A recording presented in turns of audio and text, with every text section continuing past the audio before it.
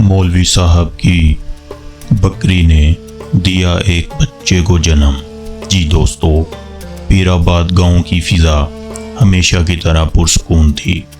लोग अपने मामूल के कामों में मसरूफ थे और हर तरफ खुशी और इत्मीनान का माहौल था। मौलवी साहब अपने घर के सहन में बैठे कुरान की तिलावत कर रहे थे, जबकि इनकी बकरी एक कोने में आराम कर रही थी। अचानक बकरी की गैर मामूली तौर पर बेचैनी की आवाज़ मौलवी साहब ने सुनी। बकरी ने ऐसी चीख मारी कि मौलवी साहब के दिल में एक अजीब सी घबराहट पैदा हुई। मौलवी साहब ने अपने बेटे को आवाज़ दी और इसे मदद के लिए बुलाया। फिर एक लम्हा आया जब बकरी ने एक अजीबोगरीब चीख के साथ एक बच्चा जन्म दिया। मौलवी साहब घबरा गए और परेशान हो गए।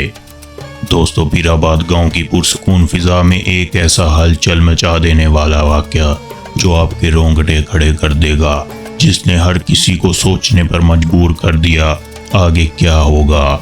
मौलवी साहब और गांव वाले इस कदर नाकाबिले यकीन हकीकत का सामना कैसे करेंगे, ये कहानी अभी शुरू ही हुई थी। आज की स्टोरी में खुशामदीद।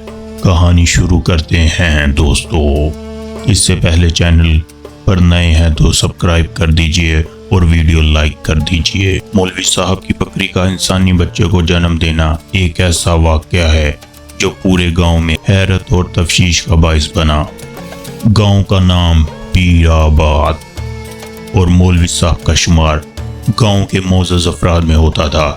इनकी बकरी कई साल से इनके पास थी और इनकी खासी मोहब्बत का मरकज थी। एक दिन मौलवी साहब की बकरी ने अचानक दर्द में मुब्तला होकर बच्चे को जन्म दिया। जैसे ही मौलवी साहब और इनके घर वाले इसके करीब पहुंचे तो हैरान रह गए। बकरी ने एक ऐसा बच्चा जन्म दिया था जो इंसानी शक्ल का था। इस वाक़ये ने गांव में हलचल मचा दी। लोग हैरान और परेशान थे कि ऐसा कैसे हो सकता है। गांव के लोग मौलवी साहब के घर पहुंचना शुरू हो गए। हर कोई इस नायाब और हैरान कुन मंजर को देखने की कोशिश कर रहा था। कुछ लोग इस वाक़ये को खुदा की तरफ से कोई इशारा समझ रहे थे, जबकि कुछ ने इसे बदशगुनी करार दिया। मौलवी साहब खुद भी परेशान थे कि ये कैसे मुमकिन हुआ। मौलवी साहब ने गांव के बड़े बूढ़ों और उलमा को बुलाया ताकि इस वाक़ये का कोई मतलब समझ सके। सब ने इस बच्चे को देखा और मुख्तलिफ राय दी। कुछ का कहना था कि यह किसी जिन या भूत की कारस्तानी हो सकती है, जबकि कुछ ने इस कुदरत का कोई ख़ास निशानी करार दिया। गांव के इमाम साहब ने कुरान और हदीस की रोशनी में इस वाक़ये की तशरीह करने की कोशिश की।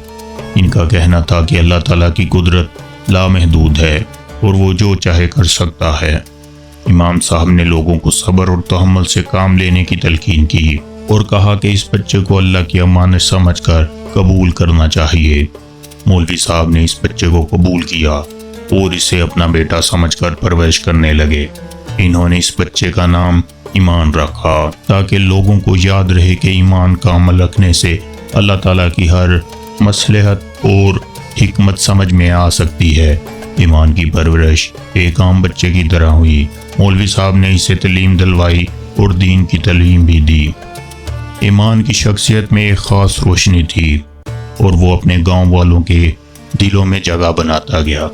लोग इसकी बातें सुनकर हैरान रह जाते थे क्योंकि इसके इल्म और हिकमत में एक ख़ास दानाई थी। वक्त के साथ साथ ईमान ने अपनी ज़िंदगी को दीन की खिदमत के लिए वक़्फ़ कर दिया। इसने गांव के लोगों को इल्म देना शुरू किया और इनकी ज़िंदगियों में मस्बत तब्दीलियां लाने की कोशिश की। इसकी मेहरबानी और इल्म के बाइस गांव में अमन और सुकून की फ़ज़ा कायम हो गई। ये वाक़या लोगों के लिए एक सबक बन गया कि अल्लाह ताला की हिकमत और मसलहत को समझना इंसानी अक्ल से तर है। मौलवी साहब की बकरी का इंसानी बच्चे को जन्म देना एक ऐसा वाक़या था जिसने पूरे गांव को झंझोड़ के रख दिया और इनकी ज़िंदगियों में एक नई रोशनी पैदा की। ईमान की दास्तां इस बात का सबूत है कि अल्लाह ताला की मखलूक़ात में मुख्तलिफ हिकमतें पोशीदा थीं और हमें हर हाल में अल्लाह ताला की रज़ा पर राज़ी रहना चाहिए। اس واقعے نے پیر آباد گاؤں کے لوگوں کے ایمان کو مزید مضبوط کیا اور ان کی زندگیوں میں خوشی اور سکون بھر دیا۔ کہانی یہاں پہ ختم ہوتی ہے۔ مزید کہانیوں کے لیے چینل کو سبسکرائب ضرور کر لیجئے۔